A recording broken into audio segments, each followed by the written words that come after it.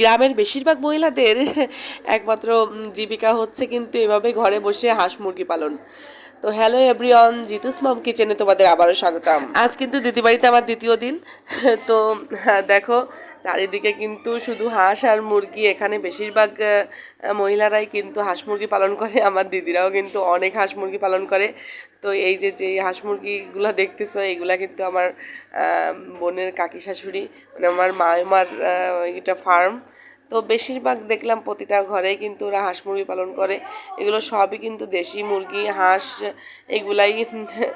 তো দেখতে কিন্তু অসাধারণ লাগে। আমরা যারা শহরে থাকি এগুলো আসলে আমাদের সচরাচর কিন্তু দেখা আসলে হয় না। তো এইগুলো দেখতে আসলে গ্রামের মানুষরা সবসময় দেখে, এই জন্য ওদের কাছে কিন্তু খুব একটা স্পেশালটা, কিন্তু আমরা যারা শহরে থাকি তাদের কাছে কিন্তু খুবই স্পেশাল। তো মায়েমার এখান থেকে বেরিয়ে কিন্তু দিদির বড় দিদির এখানে এসেছি। সেখানেও দেখি যে দিদি খাবার দিচ্ছে মুরগিদের। তো বিভিন্ন সাইজের মুরগি কিন্তু ওদের আছে, কত রকমের দেখো, কিছু বড় আছে কিছু আবার আছে একেবারে ছোট।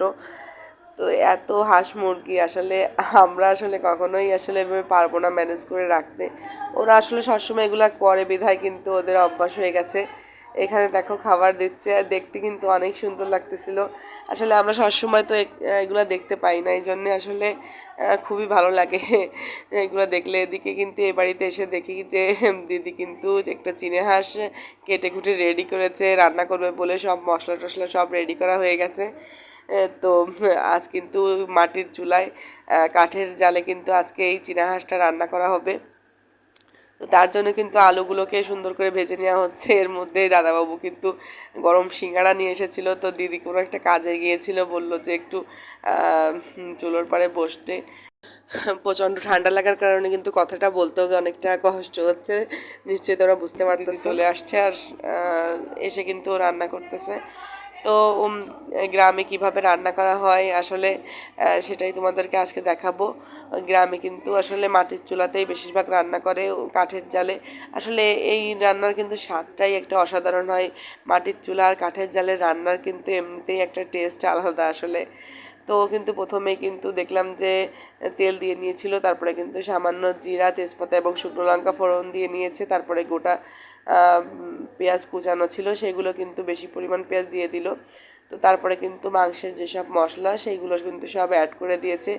আর তারপরে কিন্তু ভালোভাবে ও কিছুক্ষণ কষিয়ে নিচ্ছিল। এর মধ্যে কিন্তু ও কিছুটা ধনে গুঁড়োও কিন্তু ওরা দিয়েছিল। ধনে গুঁড়ো হাঁসের মাংস বা যে কোনো মাংসতে দিলে নাকি খুবই ভালো লাগে, যদিও আমরা শহরে সবসময় ধনে গুঁড়োটা আমি ইউজ করি না, জিরেটাই শুধুমাত্র খাওয়া হয়। তবে ধনে গুঁড়ো মাংসতে দিলে নাকি খুব ভালো স্বাদ আসে, এই জন্য কিন্তু দেখলাম যে ওরা ধনে গুঁড়োটা এখানে ইউজ করেছে। তারপরে কিন্তু এই হাঁসের মাংসটা দিয়ে দিল, আর এবার কিন্তু ভালো করে কষানো হচ্ছে।